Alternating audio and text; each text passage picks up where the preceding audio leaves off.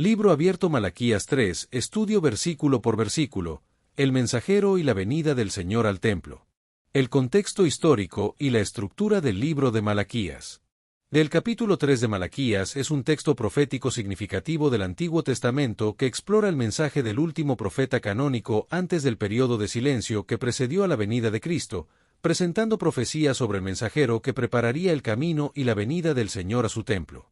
Del libro de Malaquías se sitúa en un contexto histórico específico, aproximadamente entre los años 460 al 430 a.C., durante el período persa, después del regreso del exilio babilónico, cuando el templo había sido reconstruido bajo el liderazgo de Zorobabel y las reformas religiosas de Esdras y Nehemías estaban en proceso. El pueblo judío había caído en una religiosidad superficial y apática, con sacerdotes que ofrecían sacrificios impuros, matrimonios mixtos con pueblos paganos comunes, y muchos cuestionaban la justicia y el amor de Dios, lo que hace que el mensaje confrontacional de Malaquías sea crucial para entender la decadencia espiritual y moral de la época. Del libro de Malaquías presenta una estructura única en forma de disputa o debate, donde el profeta articula las palabras de Dios, anticipa las objeciones del pueblo y proporciona la respuesta divina a estas objeciones, creando un formato de diálogo dinámico que se repite a lo largo del libro en 7 secciones principales. Malaquías 3, un puente profético hacia el Nuevo Testamento. En Malaquías 3 ocupa un lugar estratégico dentro del libro y en toda la narrativa bíblica, funcionando como un puente profético que apunta hacia el Nuevo Testamento y la venida del Mesías, y se divide en 3 partes, Malaquías 1 y 2, que establece las acusaciones contra Israel, Malaquías 3, 1 al 15. Que es el centro teológico del libro y anuncia la venida del mensajero y la purificación divina, y Malaquías 3, 16 y 4, 6, que es la conclusión esperanzadora que habla del remanente fiel y la promesa de Elías. El nombre Malaquías significa mi mensajero, lo que conecta temáticamente con el contenido del capítulo 3, que habla del mensajero que prepararía el camino para la venida del Señor, y el libro en su conjunto ofrece un mensaje de juicio, arrepentimiento y bendición para los fieles. Del capítulo 3 de Malaquías representa el clímax del mensaje profético del Antiguo Testamento, señalando el fin de la era profética clásica y anticipando el largo silencio de aproximadamente 400 años hasta Juan el Bautista y Jesús, y sirve como últimas instrucciones divinas antes de la llegada del Sol de Justicia anunciado en Malaquías 4, 2. Temas principales en Malaquías 3. Del capítulo presenta una rica diversidad temática que entrelaza promesas de restauración con advertencias de juicio, comenzando con la promesa del mensajero que preparará el camino para la venida del Señor, continuando con imágenes de purificación y refinamiento, y concluyendo con la distinción entre los fieles y los rebeldes. Los temas interconectados en el capítulo revelan un patrón divino consistente, confrontación del pecado, llamado al arrepentimiento y promesa de restauración para los fieles, mostrando el equilibrio perfecto entre la justicia de Dios que demanda rectitud y su misericordia que ofrece renovación a quienes se vuelven a Él. El mensajero precursor y la venida del Señor al templo. El mensajero precursor, mencionado en Malaquías 3, 1, es enviado divinamente para preparar el camino y allanar la llegada del Señor, removiendo obstáculos y preparando al pueblo para el encuentro con Dios, y su identidad ha sido objeto de numerosas interpretaciones a lo largo de la historia. La venida del Señor al templo es anunciada como un evento dramático y súbito, relacionado con la purificación del culto y la restauración de la verdadera adoración, y el ángel del pacto es identificado como el Señor a quien vosotros buscáis, sugiriendo una manifestación divina relacionada con el cumplimiento de las promesas del pacto establecido con Israel. Otros temas abordados en Malaquías 3. El capítulo también aborda temas como la purificación y el juicio, los diezmos y ofrendas como llamado a la fidelidad en los recursos, el libro de memoria como registro divino de los fieles que temen a Jehová, y el pueblo como tesoro, prometiendo una relación especial entre Dios y los fieles. La profecía de Elías y su cumplimiento en Juan el Bautista. La profecía de Malaquías 4, 5 y 6 habla sobre la venida de Elías antes del día del Señor, y aunque la tradición judía esperaba la venida literal de Elías, el Nuevo Testamento identifica claramente a Juan el Bautista como el cumplimiento de esta profecía en un sentido espiritual. La identificación de Juan el Bautista como el mensajero que prepara el camino para la venida del Señor se establece a través de varias conexiones bíblicas, como la profecía de Isaías 40, 3, que dice voz que clama en el desierto, preparad camino a Jehová, y el testimonio de Jesús en Mateo 11, 10 al 14, que confirma a Juan como el Elías que había de venir.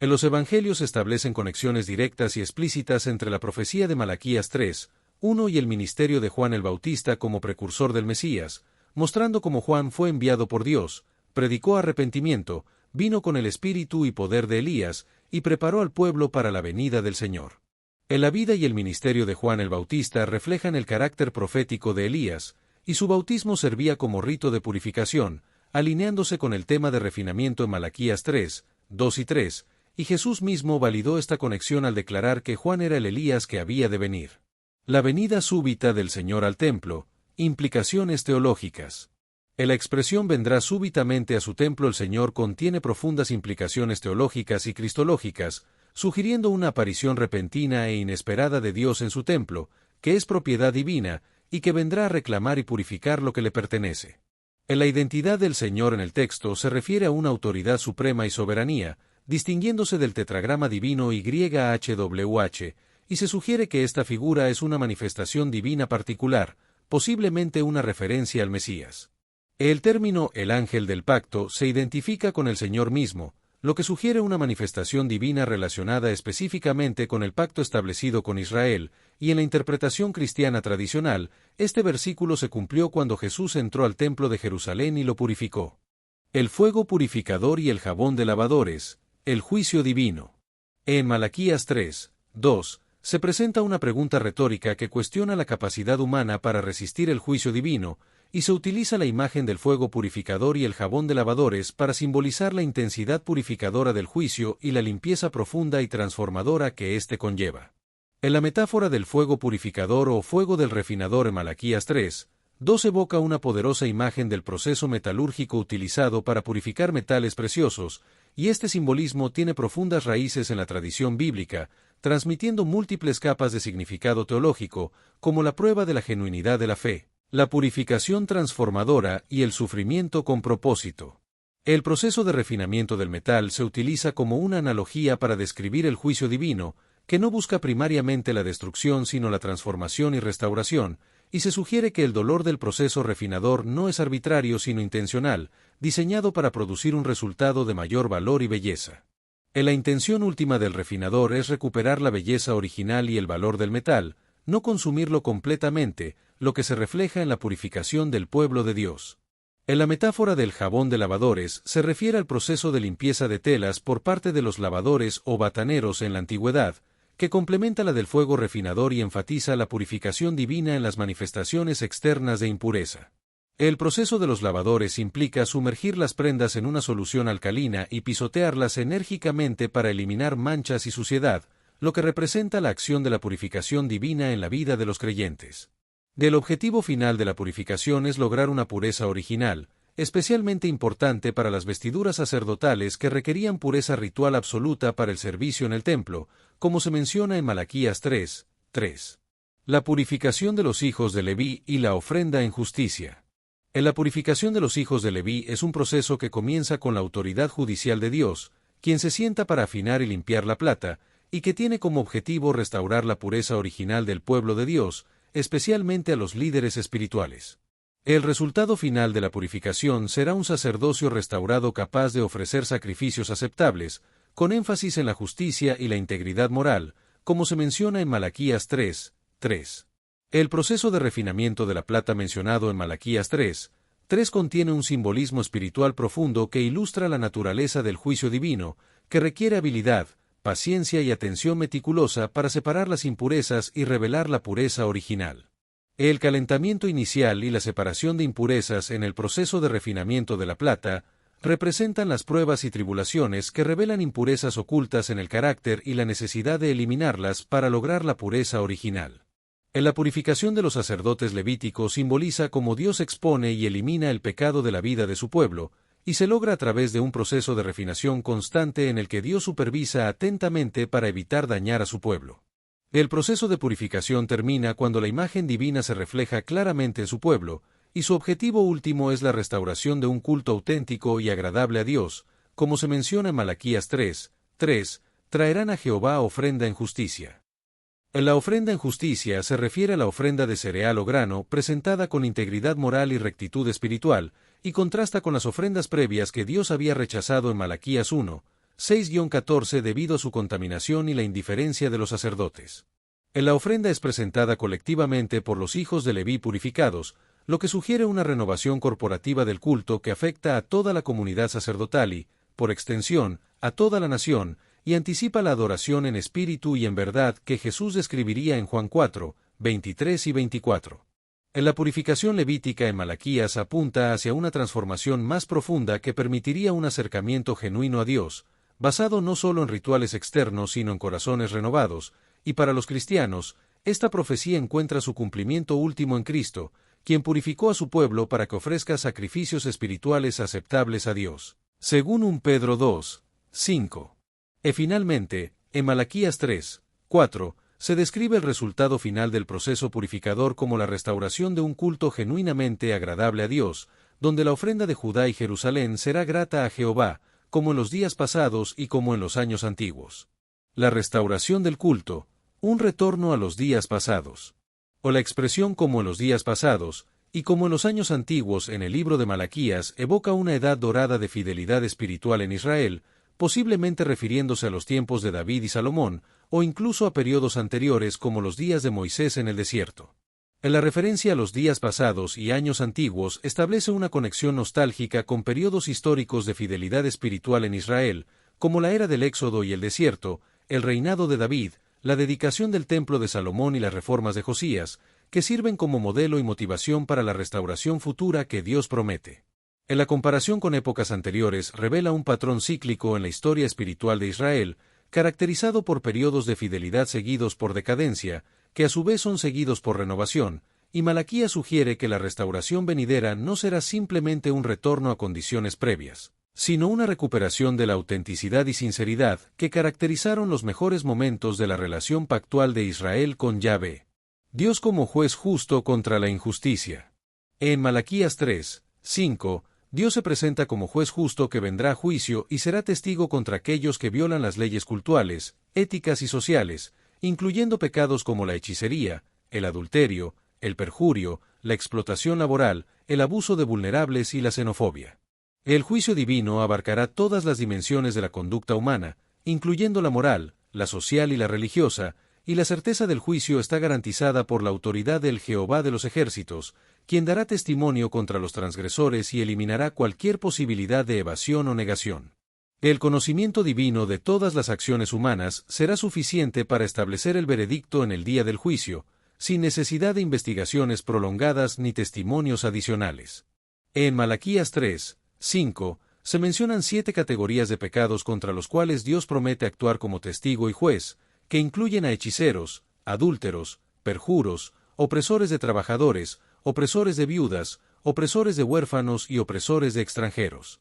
Cada uno de estos pecados específicos mencionados en Malaquías 3, 5 viola tanto la letra como el espíritu de la ley mosaica, y se consideran transgresiones particularmente graves que reflejan la falta de temor y reverencia hacia Dios. En la opresión de los vulnerables, como viudas, huérfanos y extranjeros, es un tema destacado en Malaquías 3, 5, y se considera una violación de la ley mosaica y de la naturaleza de Dios como defensor de los desvalidos. En la legislación mosaica pone especial énfasis en proteger a estos grupos vulnerables debido a su precaria situación social y económica, y esta preocupación por los vulnerables vincula estrechamente la espiritualidad con la ética social. En la raíz común de estos pecados es la falta de temor y reverencia hacia Dios, lo que se refleja en la frase «no tener temor de mí», y se considera la fuente fundamental de la injusticia social y la inmoralidad personal.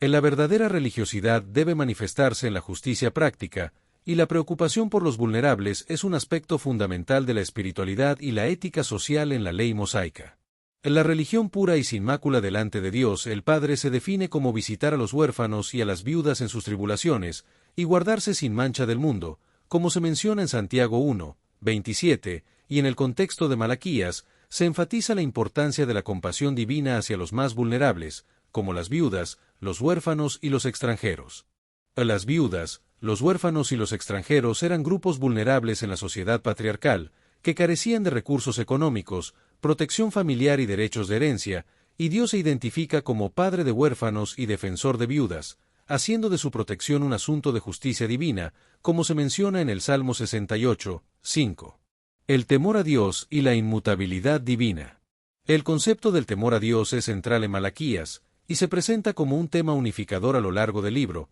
donde el temor a Dios no es primariamente terror o miedo, sino una profunda reverencia que combina reconocimiento de la santidad y majestad divina, conciencia de la distancia entre creador y criatura, sumisión voluntaria a la autoridad divina, preocupación por agradar a Dios y evitar ofenderlo, y asombro y admiración ante la grandeza divina. La inmutabilidad de Dios es un atributo divino que se presenta en Malaquías 3, 6, donde se establece que Dios permanece consistente en su naturaleza, carácter, propósitos y promesas, y esta declaración teológica fundamental tiene implicaciones prácticas para Israel y se presenta como una transición crucial en el discurso, introduciendo una nueva sección que enfatiza la relación continua entre Dios y Israel. El temor a Dios en Malaquías funciona como criterio de discernimiento entre el fiel y el infiel, donde los sacerdotes corrompidos, el pueblo infiel y los transgresores sociales comparten una característica común, la ausencia de temor genuino ante Dios, y en contraste, el remanente fiel se distingue precisamente por mantener esta actitud de reverencia, que se manifiesta en obediencia práctica y adoración sincera, como se menciona en varios versículos de Malaquías, como Malaquías 1, 6, 2, 5, 3, 5, 3, 16 y 4, 2. La declaración Yo Jehová no cambio en Malaquías 3, 6 revela la inmutabilidad divina, un atributo fundamental de Dios que garantiza la fidelidad al pacto incluso frente a la infidelidad humana, proporcionando la base para la esperanza de restauración. La inmutabilidad divina se refleja en tres aspectos: la inmutabilidad del ser divino, que es eternamente perfecto en su esencia y atributos; la inmutabilidad del carácter divino, que mantiene constantes sus atributos morales como el amor, la justicia, la misericordia y la verdad; y la inmutabilidad de los propósitos divinos, que no están sujetos a revisión debido a circunstancias imprevistas o información nueva. La inmutabilidad de las promesas divinas es otro aspecto importante, ya que los compromisos pactales de Dios permanecen firmes a pesar de las circunstancias cambiantes, como se afirma en Hebreos 6, 17 y 18, donde se dice que es imposible que Dios mienta, ofreciendo un fuerte consuelo a los creyentes. La preservación de Israel a pesar de su infidelidad es una consecuencia extraordinaria de la inmutabilidad divina, como se revela en la segunda parte de Malaquías 3, 6. Por esto, hijos de Jacob, no habéis sido consumidos, lo que presenta una paradoja teológica profunda que ilumina la tensión entre la justicia y la misericordia divinas. La fidelidad divina permanece inmutable a lo largo de la historia de Israel, como se ilustra en la gráfica conceptual que muestra la constante fidelidad divina en contraste con la fluctuante fidelidad humana, garantizando la preservación de su pueblo elegido a pesar de la persistente desobediencia de Israel, gracias a las promesas incondicionales hechas a Abraham, Isaac y Jacob.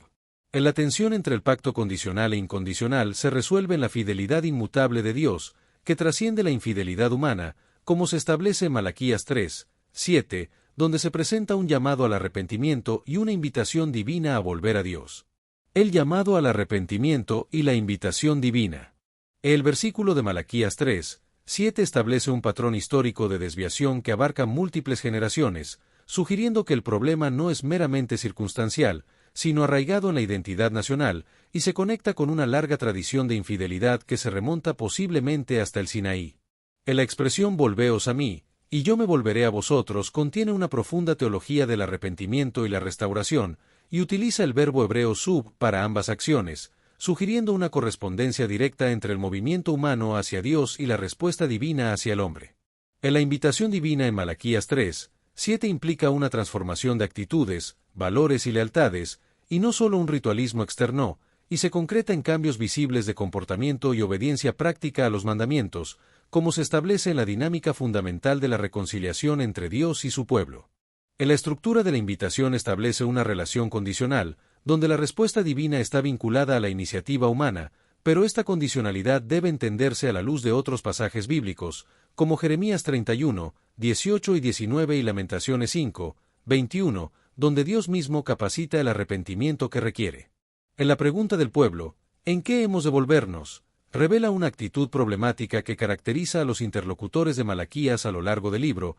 y se conecta con la paradoja de la responsabilidad humana dentro de la soberanía divina, como se ilustra en la parábola del hijo pródigo en Lucas 15, 11 al 32, donde el padre espera ansiosamente y corre al encuentro del hijo que regresa. La pregunta aparentemente inocente del pueblo en Malaquías 3 esconde una profunda autocomplacencia espiritual y falta de conciencia moral, revelando varias actitudes problemáticas como el autoengaño espiritual, la incapacidad para reconocer sus propias faltas y una actitud defensiva. El patrón de preguntas evasivas del pueblo prepara el terreno para la respuesta directa de Dios, quien señala concretamente el tema de los diezmos como un área de infidelidad que requiere corrección, acusando al pueblo de robarle a él al retener los diezmos y ofrendas. La acusación de robo y la maldición por retener los diezmos. La acusación de robo es grave y se enfatiza con un lenguaje fuerte y confrontacional, identificando dos tipos de contribuciones requeridas, los diezmos y las ofrendas, y estableciendo una conexión directa entre la retención de los diezmos y la experiencia de una maldición nacional que afecta a toda la comunidad. La maldición por retener los diezmos se declara en Malaquías 3, 9, estableciendo una conexión directa entre la retención de los diezmos y la experiencia de una maldición nacional, y se manifiesta en formas concretas y tangibles como el fracaso agrícola, las dificultades económicas y la pobreza generalizada. La expresión maldito sois con maldición utiliza una construcción enfática en hebreo que intensifica la severidad de la situación, y el verbo hebreo para robar sugiere una apropiación consciente de lo que pertenece legítimamente a Dios, invirtiendo la dinámica normal y enfatizando la gravedad de la ofensa. En la situación de deterioro social en la comunidad israelita se debía a la falta de recursos para sostener a los sacerdotes, levitas y grupos vulnerables, lo que refleja la dimensión comunitaria de la economía israelita y la importancia de los diezmos en el sistema religioso y social del Antiguo Testamento. El sistema de diezmos en el Antiguo Testamento tenía múltiples funciones interconectadas, incluyendo la teológica, sacerdotal, social y espiritual, y se componía de diferentes tipos de diezmos, como el diezmo levítico, el diezmo festivo, el diezmo del tercer año, las primicias y las ofrendas voluntarias, cada uno con un propósito específico, como sostener a los levitas, fomentar la adoración comunitaria y apoyar a los vulnerables. La retención de diezmos no era simplemente un asunto financiero, sino una ruptura de confianza con Dios y un abandono de responsabilidades comunitarias, y se consideraba una falla sistémica que comprometía el funcionamiento del sistema de apoyo religioso y social establecido por la ley mosaica.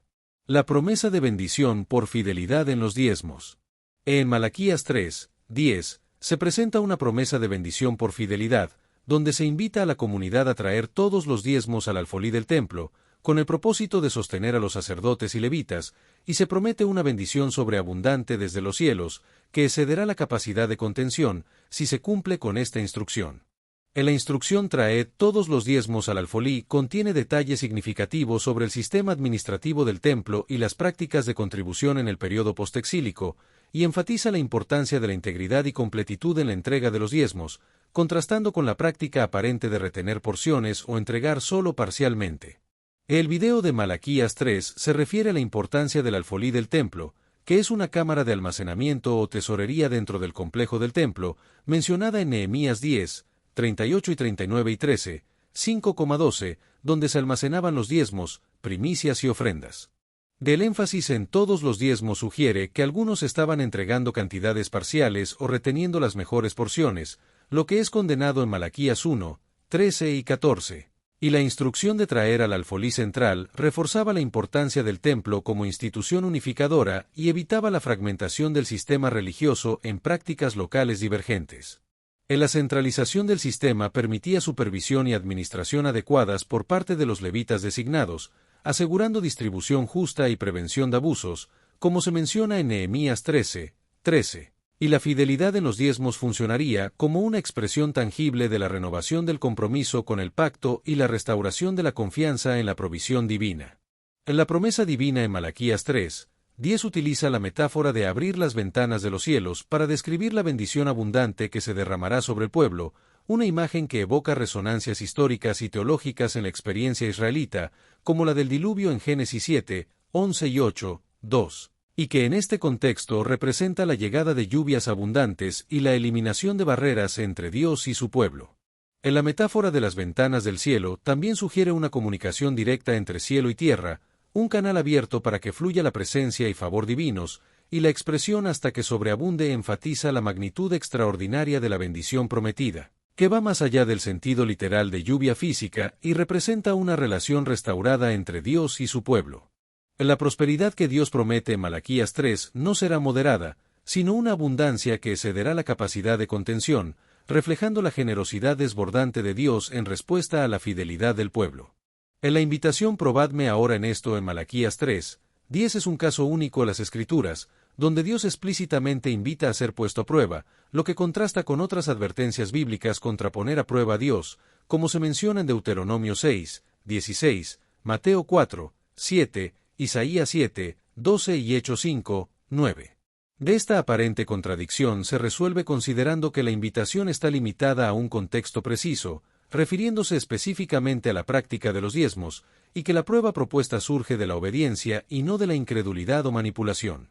En la iniciativa divina es lo que transforma fundamentalmente la naturaleza de la acción de tentar a verificar, revelando la condescendencia divina hacia la debilidad humana y proporcionando un mecanismo para fortalecer la confianza en la fidelidad de Dios. Protección y prosperidad como resultado de la obediencia. En Malaquías 3:11 y 12, Dios promete proteger y prosperar a su pueblo, reprimiendo al devorador, asegurando la fertilidad de los cultivos y garantizando la productividad agrícola, lo que llevará a que todas las naciones los consideren bienaventurados y a que Israel se convierta en una tierra deseable.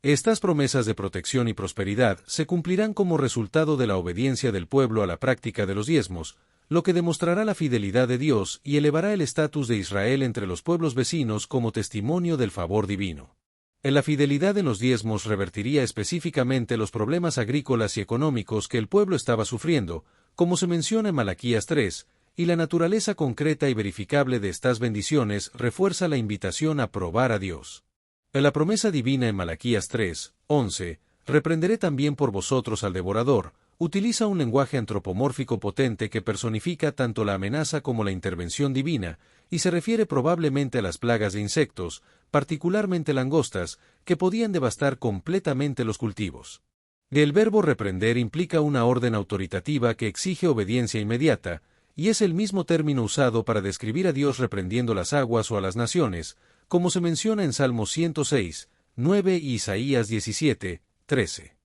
La promesa abarca el fruto de la tierra y específicamente menciona la vid, un cultivo especialmente valioso y vulnerable, sugiriendo una protección comprensiva, y revierte específicamente una de las maldiciones del pacto mencionadas en Deuteronomio 28:38 al 42. En la protección contra el devorador representaba una bendición inmediata y tangible que el pueblo podría experimentar tras su arrepentimiento y fidelidad en los diezmos, proporcionando evidencia verificable del cumplimiento de la promesa divina, como se describe en Malaquías 3 y Joel 1:4. En la promesa final en Malaquías 3:12, y todas las naciones os dirán bienaventurados, porque seréis tierra deseable, extiende las bendiciones más allá del ámbito agrícola inmediato hacia una dimensión internacional, y se refiere a la tierra como un lugar deseable para todas las naciones. En la declaración del pacto abrahámico establece que Israel debe ser un canal de bendición para todas las naciones, como se menciona en Génesis 12:3, y esto se logra a través de la fidelidad en los diezmos, la bendición agrícola y económica, el testimonio visible ante las naciones y el reconocimiento internacional. En la prosperidad de Israel llama la atención de los pueblos circundantes y los lleva a declarar a Israel como bienaventurado, cumpliendo así su rol testimonial, y esta prosperidad se refleja en la abundancia material, la seguridad nacional, la armonía social y la integridad espiritual. En la expresión tierra deseable tiene connotaciones que van más allá de la mera prosperidad material y abarca dimensiones como la fertilidad del suelo, el clima favorable, la justicia, la equidad y la presencia divina, y esta promesa encontró cumplimientos parciales en distintos momentos de la historia de Israel, particularmente durante los reinados de David y Salomón. En la reina de Sabá, por ejemplo, declaró que Jehová ha amado siempre a Israel y que por eso lo ha puesto por rey, para que haga derecho y justicia, según se menciona en 1 Reyes 10:9, y el cumplimiento pleno de esta promesa apunta hacia la era mesiánica cuando Israel sería verdaderamente una luz para las naciones bajo el reinado del Mesías. Las palabras duras contra Dios y la autocomplacencia espiritual. En Malaquías 3:13 se inicia una nueva sección en el discurso profético, abordando la infidelidad del pueblo a través de sus palabras, y el término hebreo chasku se refiere a declaraciones atrevidas, irreverentes y desafiantes contra Dios, lo que refleja la comprensión bíblica de que las palabras no son meras expresiones vacías, sino revelaciones del estado interior del corazón. La acusación divina es seguida inmediatamente por una pregunta defensiva del pueblo: ¿qué hemos hablado contra ti? lo que revela la profunda autocomplacencia espiritual y la falta de conciencia moral que caracterizaba a los interlocutores del profeta, y esto se refleja en el cinismo espiritual del pueblo, que cuestiona la utilidad de servir a Dios y guardar su ley, como se menciona en Malaquías 3, 14 y 15. El video de Malaquías 3, El mensajero y la venida del Señor al templo analiza las quejas del pueblo en relación con su servicio a Dios, expresadas en frases como por demás es servir a Dios y qué aprovecha, que reflejan una profunda crisis espiritual y cinismo hacia la religión. Estas quejas se fundamentan en una visión transaccional de la religión, donde el pueblo espera beneficios materiales a cambio de su obediencia, y se sienten frustrados cuando no reciben lo que esperan, lo que los lleva a cuestionar la utilidad de servir a Dios. En la raíz de este cinismo se encuentran distorsiones teológicas como la expectativa de gratificación inmediata, la comparación superficial con los impíos, la autocomplacencia espiritual y una teología simplista de retribución, que espera una correlación directa entre piedad y prosperidad. En la declaración por demás es servir a Dios revela una profunda crisis espiritual y una visión mercenaria de la religión, donde la piedad se valora principalmente por sus beneficios tangibles, y se siente vano o sin provecho cuando estos beneficios no se materializan. El pueblo había reducido su relación con Dios a una transacción comercial, donde la obediencia se intercambia por prosperidad, y el servir a Dios se había convertido en actos externos sin compromiso del corazón, lo que refleja una religiosidad vacía y una falta de confianza en los tiempos divinos. Esta queja encuentra paralelismos en otros textos bíblicos, como Job 21, 15, Salmo 73 y Eclesiastés, que exploran la aparente prosperidad de los impíos y la relación entre la piedad y la prosperidad. La actitud de Malaquías refleja un cinismo arraigado que había abandonado la confianza fundamental en la justicia y bondad divinas, a diferencia de otros textos que presentan luchas honestas de fe. En la percepción errónea sobre la prosperidad de los impíos, como se menciona en Malaquías 3, 15, representa uno de los desafíos teológicos más persistentes en la experiencia religiosa, ya que el pueblo observaba que individuos que desafiaban abiertamente a Dios y sus leyes parecían disfrutar de prosperidad, salud y longevidad. Esta observación creaba una disonancia cognitiva con su comprensión del principio de retribución divina, según el cual la obediencia debería conducir a bendición y la desobediencia a maldición, y contenía varias distorsiones, como la generalización excesiva basada en casos seleccionados y el enfoque exclusivo en la prosperidad material visible. En la expresión llamamos bienaventurados a los soberbios revela una peligrosa inversión moral donde la comunidad había comenzado a admirar y envidiar precisamente las actitudes y comportamientos que la Torá condenaba, lo que contradecía fundamentalmente los valores del pacto. En la afirmación tentaron a Dios y escaparon refleja una conclusión teológica devastadora, que Dios no ejercía justicia en el mundo y que desafiarlo no tenía consecuencias reales, lo que socavaba la base misma del temor a Dios que Malaquías había identificado como esencial. Los que temen a Jehová y el libro de memoria. En Malaquías 3, 16, se introduce un grupo contrastante, los que temen a Jehová, que mantiene una actitud de reverencia hacia Dios en medio del cinismo generalizado y la apostasía espiritual, y se menciona que Jehová escuchó y oyó sus conversaciones y fue escrito un libro de memoria delante de él para los que temen a Jehová y para los que piensan en su nombre. La comunidad de los que temen a Jehová se reúne para fortalecerse espiritualmente y mantener una orientación espiritual positiva, lo que contrasta marcadamente con las palabras duras mencionadas en el versículo 13, demostrando que las palabras revelan y refuerzan la orientación espiritual del corazón. En la perspectiva divina en el santuario, como se menciona en Salmo 73, ofrece una respuesta bíblica a la percepción errónea sobre la prosperidad de los impíos, destacando la temporalidad de la prosperidad de los impíos en contraste con la eternidad de la comunión con Dios, una perspectiva que el pueblo de Malaquías había perdido. La comunión de los fieles se reúne para fortalecer su fe mutuamente en tiempos de duda generalizada, y conversan de manera edificante, contrastando con la mayoría al hablar palabras de fe y aliento entre sí, lo que atrae la atención divina.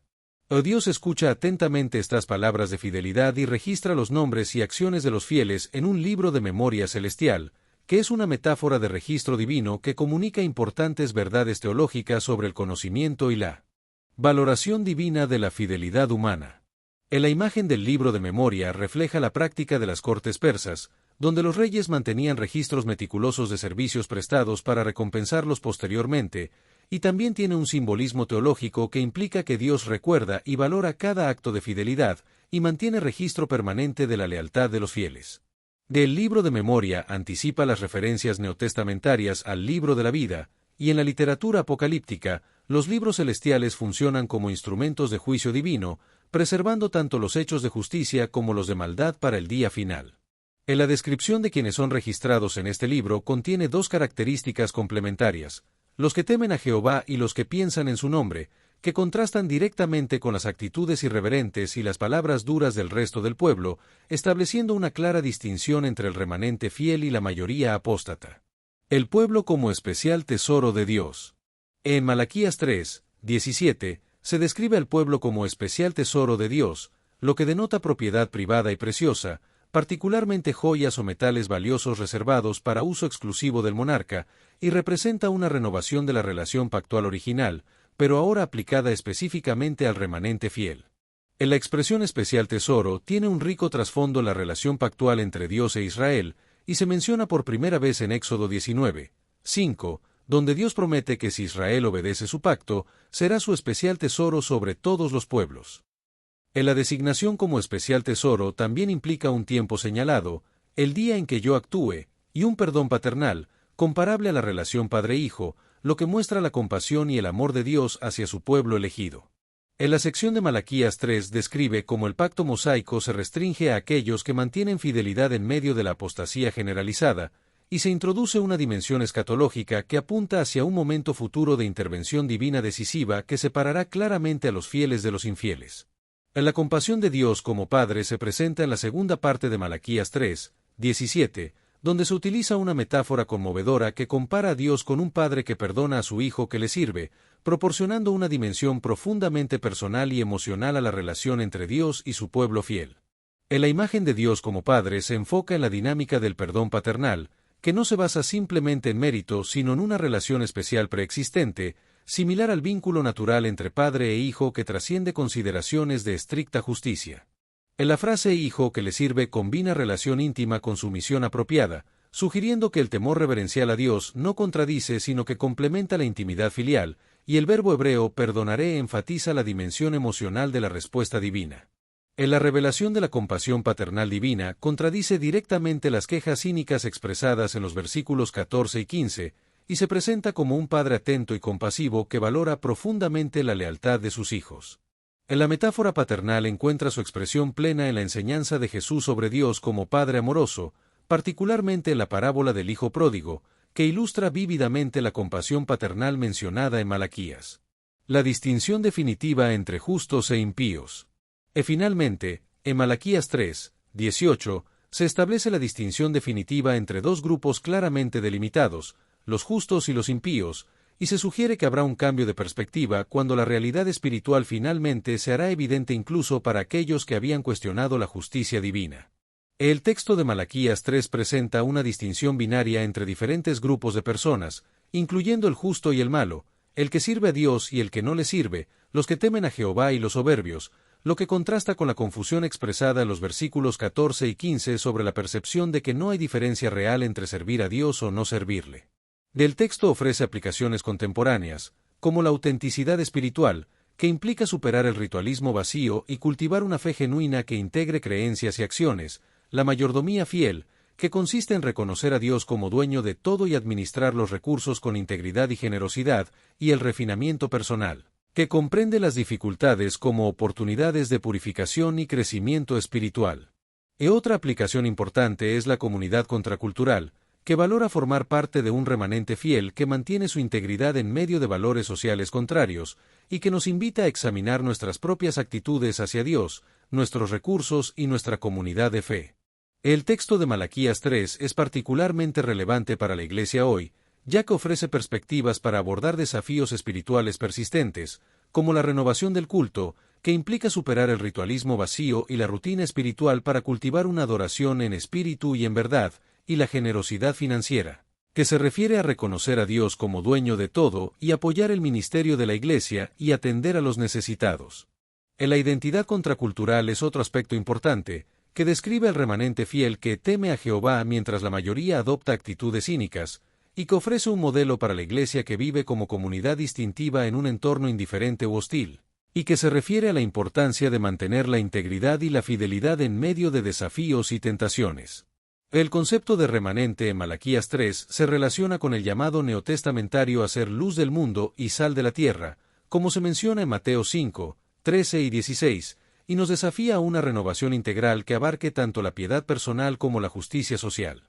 En la Iglesia contemporánea, al igual que los israelitas de la época de Malaquías, enfrenta la tentación de reducir la fe a prácticas externas sin transformación interior, por lo que el mensaje profético nos recuerda que la autenticidad espiritual siempre será el corazón de una fe viva. El capítulo de Malaquías 3 representa un llamado atemporal a la fidelidad auténtica en anticipación de la venida del Señor, y nos confronta con las actitudes y comportamientos que ofenden a Dios, como los sacrificios impuros, los diezmos retenidos, las palabras duras y el cinismo espiritual. El llamado «Volveos a mí, y yo me volveré a vosotros» es el corazón del mensaje divino a través de todas las Escrituras, y el arrepentimiento genuino sigue siendo el puente hacia la restauración de la relación con Dios. En las promesas divinas de purificación, provisión abundante y protección recuerdan que la fidelidad a Dios nunca queda sin recompensa, aunque los tiempos de cumplimiento permanezcan en las manos divinas, y la anticipación de el día en que yo actúe señala hacia la intervención definitiva de Dios en la historia. En Malaquías 3 nos recuerda que la fe bíblica no es una religiosidad abstracta, sino un pacto vivo con un Dios personal que busca restaurar a su pueblo, y que este Dios envía a su mensajero, viene a su templo, refina con fuego purificador, invita al arrepentimiento, promete bendiciones abundantes y recuerda fielmente a quienes le temen. La tensión entre el ya y el todavía no sigue definiendo nuestra vida espiritual mientras esperamos con fidelidad la venida definitiva del Señor, y el libro de Malaquías nos deja en un estado de expectativa, mirando hacia el cumplimiento de estas promesas en Cristo, quien fue precedido por Juan el Bautista, purificó el templo, refinó a su pueblo a través del Espíritu Santo, y vendrá nuevamente para establecer la distinción final entre quienes le sirven y quienes no. Conclusión del estudio, Malaquías 3. El capítulo 3 de Malaquías no es solo un llamado profético a la reforma espiritual del Israel postexílico, sino un eco eterno de la voz de Dios que clama al corazón humano en todas las épocas: «Volveos a mí, y yo me volveré a vosotros». Dios, el refinador paciente, no busca la destrucción, sino la restauración del culto verdadero, la pureza de sus ministros y la justicia entre su pueblo. Sus promesas no son vacías, bendiciones abundantes, protección divina y un lugar en su libro de memoria están reservadas para los que le temen y le sirven con integridad. Malaquías 3 también nos conecta directamente con el cumplimiento mesiánico en Cristo, Juan el Bautista como el mensajero, Jesús como el Señor que vino a su templo, y el Espíritu Santo como el fuego refinador. Esta visión profética nos conduce a una esperanza gloriosa, la venida final del Señor para establecer su reino eterno y hacer una separación definitiva entre los que le sirven y los que no. La pregunta que resuena hoy es: ¿estamos preparados para cuando venga el día en que yo actúe? ¿Vivimos como un pueblo que teme a Jehová y piensa en su nombre? Cierre para el canal Salud y Vida @lavida 2025. Mañana nos espera una nueva jornada, pero hoy, detente a meditar. ¿Estoy caminando a la luz de su palabra? Suscríbete si aún no lo has hecho, comparte este video, y recuerda: todo se trata de Jesús, el Mesías prometido, el Cristo viviente, nuestra esperanza eterna. Proclamamos al Hijo de Dios, exaltamos su nombre, y llevamos su luz a las naciones. Si este mensaje te edificó, suscríbete para seguir conociendo más de Jesús, el Mesías, y su palabra viva.